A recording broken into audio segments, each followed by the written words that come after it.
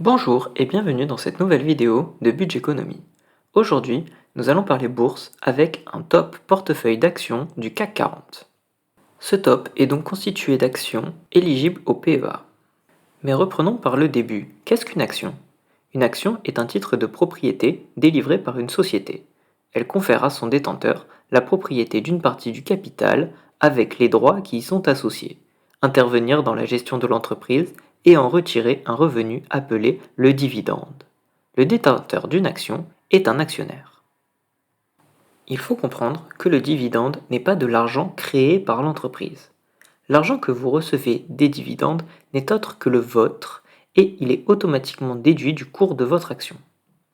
Si par exemple, vous avez 10 actions à 100 euros d'une entreprise qui verse un dividende de 5 euros par action, le prix de vos actions descendra à 95 euros.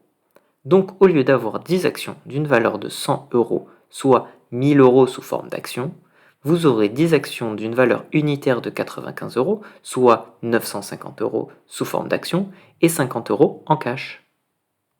Parlons maintenant de quelques actions du CAC 40 qui peuvent vous permettre de constituer des portefeuilles. Commençons par les actions bancaires et des assurances. Il s'agit d'un secteur très généreux en dividendes. Le Crédit Agricole est l'action la plus généreuse en dividendes avec un rendement à 10%. Avec un cours de 10,50 €, elle est accessible à tous les portefeuilles.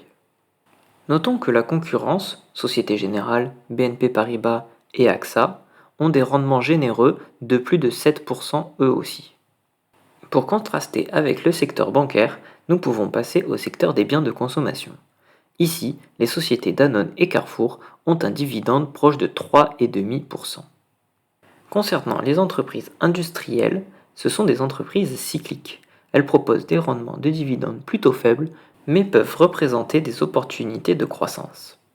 Nous pouvons noter qu'actuellement Stellantis propose un rendement de 8,4%, ce qui est important pour une entreprise industrielle. Les entreprises du secteur de l'énergie présentent un fort rendement en dividendes. Nous pouvons noter le rendement d'Engie qui est de 9,4% ainsi que celui de Total qui est de 7,47%. Connu pour son rendement croissant et trimestriel, Total Energy est une très bonne entreprise d'actions à dividendes. Concernant les entreprises du luxe, ils proposent des dividendes plutôt faibles. Le gain financier se fait par la revalorisation des titres.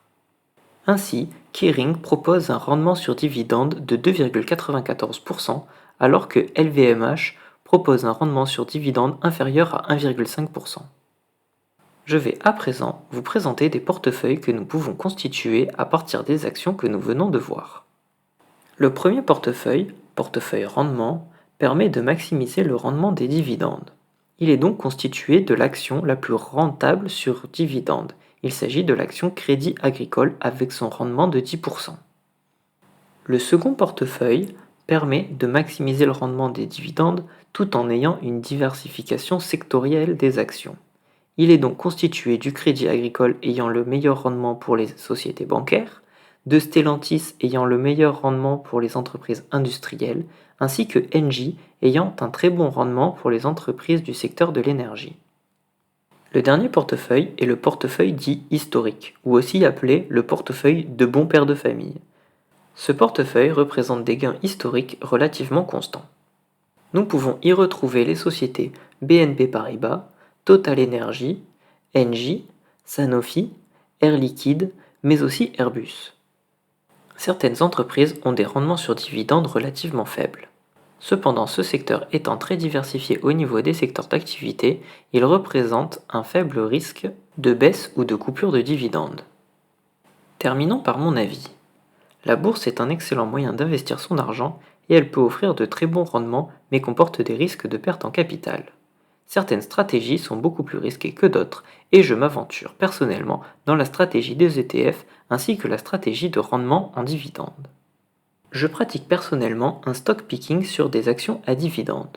Mon but étant de générer un revenu passif avec un portefeuille diversifié mais qui ne compte pas un nombre trop important d'entreprises. J'ai actuellement deux positions sur ce portefeuille, une position Crédit Agricole ainsi qu'une position Total Energy.